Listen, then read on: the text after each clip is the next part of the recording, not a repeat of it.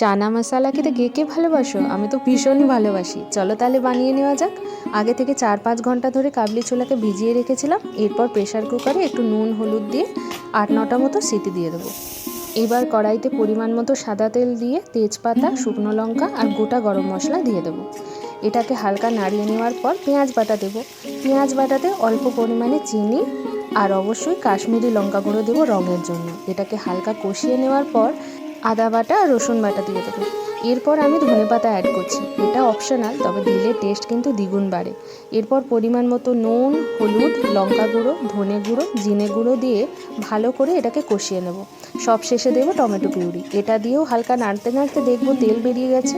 তেল বেরিয়ে গেলে আগে থেকে সেদ্ধ করে রাখা কাবলি ছোলা দিয়ে ফুটিয়ে নিলেই তৈরি। লাস্টে দেবো চানা মশলা আর হ্যাঁ, সিক্রেটটা হচ্ছে বাটার দিয়ে ঢাকা দিলেই আমাদের দারুণ টেস্টি চানা মশলা রেডি। একবার ট্রাই করো কিন্তু।